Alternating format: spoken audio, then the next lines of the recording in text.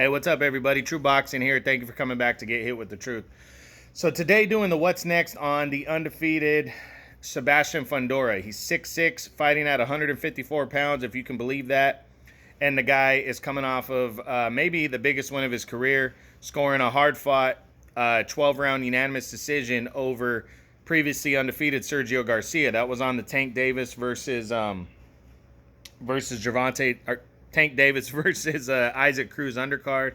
And, Fundora came in a big favorite, and he had to work harder than expected. The website I went off of, boxingscene.com, scored about a draw. But, a lot of people thought the fight could go either way, and Fundora got the nod. One judge had it 115-113. Sounds about right, 7-5. The other two judges, though, one had it 9-3, another one had it 10-2.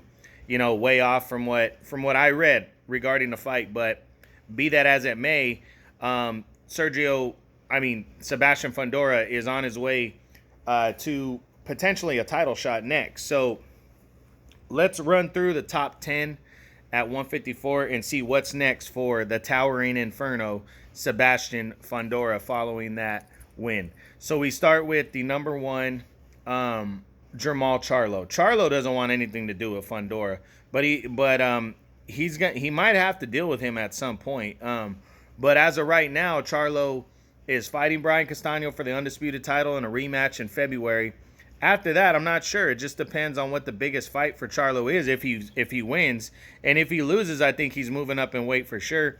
But if he wins, I think it's even more of a possibility that it could be that he moves up to 160. So I really wouldn't be surprised with that, but we'll see. You never know. Right now, I think it's kind of up in the air, but I really don't see Charlo fighting Fundora, because Fundora might have to earn that fight anyways. He might have to go through Erickson Lubin to get to Charlo anyway. So I think Charlo is in no rush following a Castano rematch win, and if he loses, he's definitely not going to fight him. So I don't see this one next. Number two is Brian Castano, the undefeated WBO champion.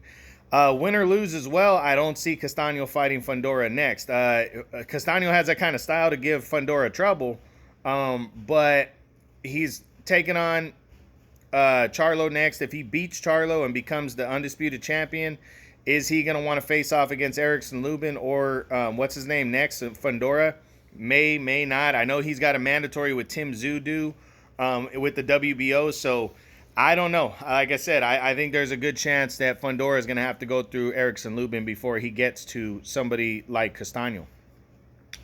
Now, number three is Erickson Lubin. I really believe this is the most logical opponent for Sebastian Fundora. Lubin's been waiting around for a title shot for quite a while now. He's coming off of his career best win, 6-round knockout of Jason Rosario, and has put himself seriously right there to fight for the WBC title. But the WBC is allowing Charlo and Castano 2 to pop off. So are they going to order an interim title fight with Lubin and Fundora, because that's WBC number 1 and 2 right there? Or are they going to order the vacant title fight? Because I'm telling you, the winner of Charlo and Castano, they're going to have to fight Tim Tszyu for the WBO belts. Excuse me. So are they going to be willing to give up the WBC title? Will they give up the WBO title? That's the big question. I really believe it depends on who wins between those two.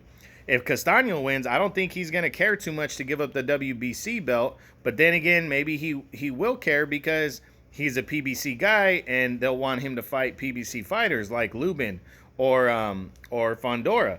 But maybe they won't. Maybe he won't care. But if it's Charlo, I think Charlo really is not going to care. I think he'd be down to give up the WBC belt and either move to 160 or fight his WBO mandatory. So just really depends on what happens in that undisputed title fight. But I'm going to lean towards the less likely, that I don't think Fundora... I think Lubin is the most likely opposition. Number 4 is Tim Tszyu from Australia. Not seeing this one right here. I don't think Fundora...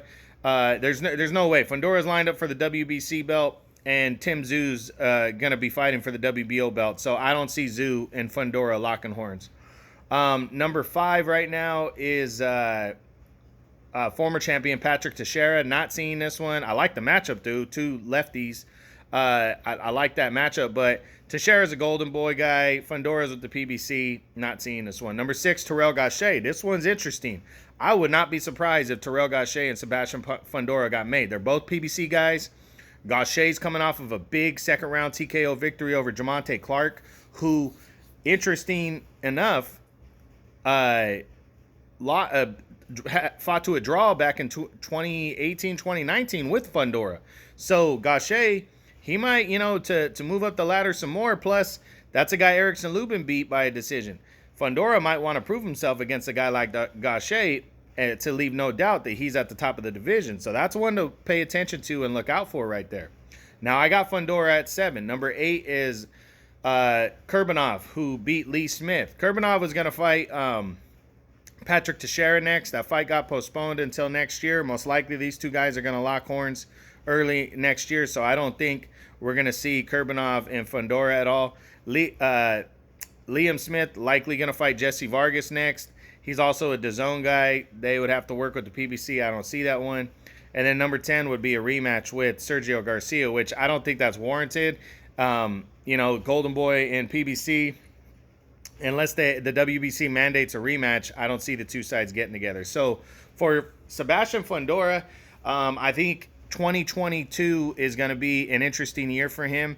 I really think likely it's Erickson Lubin's going to be next to determine either the true number 1 contender for the WBC belt, to fight for the interim title, or to fight for the vacant title. I really think him and Erickson Lubin are going to lock horns. Outside shot is a showdown with Terrell Gausha. I wouldn't be surprised if Fundora gets ordered for something like that. Outside of that, I think it's unlikely he fights kind of anybody else. But he's there. He's ready. He's in position. He's put himself in position. And we're going to see what happens next. So that's it. That's the what's next on Undefeated top junior middleweight contender, super welterweight at 154 pounds, Sebastian Fundora. I hope you guys enjoyed it. True Boxing. You've been hit with the truth.